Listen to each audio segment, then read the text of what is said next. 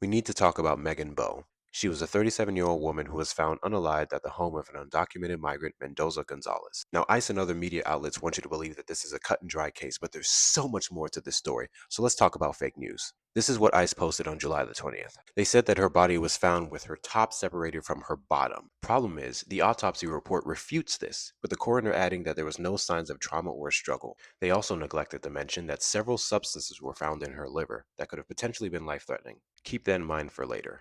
Then they said she was in a bleach storage container. It was a garbage can. She was wrapped in a blanket with bleach on it. Minor detail, but still. The corpse abuse charges came from stuffing in the container and the bleach, not grape. Not that I said this, but the internet's been running with it. Then there's the immediate release comments. I take issue with the phrasing, but yes, technically under Illinois law, Class 4 felonies aren't detainable offenses thanks to the Safety Act, passed in 2021. The pretrial fairness provision, passed in 2023, ended cash bail and holding innocents for weeks to months just because they don't have the money to get out. Y'all like this guy, right? If this was passed in that state, he would have never been locked up. And while black and brown people were in mind when this was passed, it benefits everyone. While some officials argue that this stops judges from doing their jobs, I'm seeing clear conditions here where detention was legal, such as public safety or willful flight. Even if he didn't meet the qualifications for public safety, considering that he's an undocumented migrant, there was still the flight factor. Personally, I think that the judge made a terrible ruling. And if I'm wrong, then by all means, the act needs to be reformed, not repealed. Now, there's a whole nother side to this Mendoza's story, which corroborates the autopsy, not ICE. Megan came to see him and he let her in. He witnessed her pulling up substances in her nose and then asked to stay in his basement, which for some reason he agreed to. He went somewhere, came back, and saw that he believed it was an overdose. He was scared he was going to get in trouble and then left her there before inevitably wrapping her in the blanket, the bleach, and putting her in the can. Let me be extremely clear. Throw the book at him.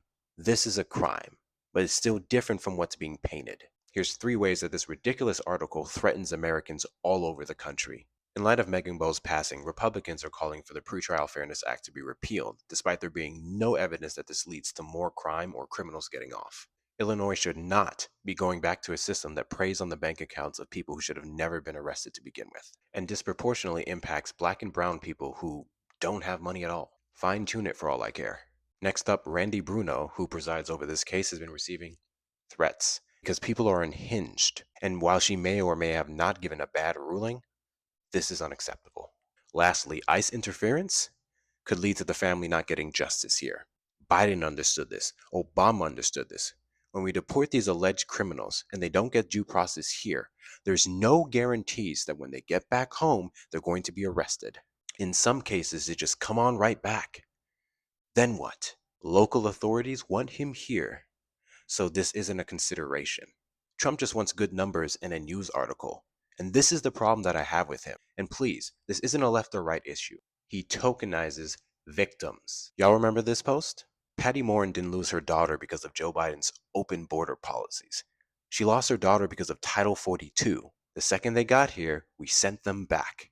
A little due diligence would have showed that he had a criminal record in his home country and here in the States. Remember Jocelyn, the little girl those migrants unalived? He named a wildlife refuge after her, but didn't say a peep about the bill Ted Cruz introduced that would have actually addressed the problem. This entire administration is lying to us. Please share this video out to as many people as you can. Tap, share, do all the things that get out in the algorithm. We've got to start aggressively fighting back against this misinformation and disinformation campaign.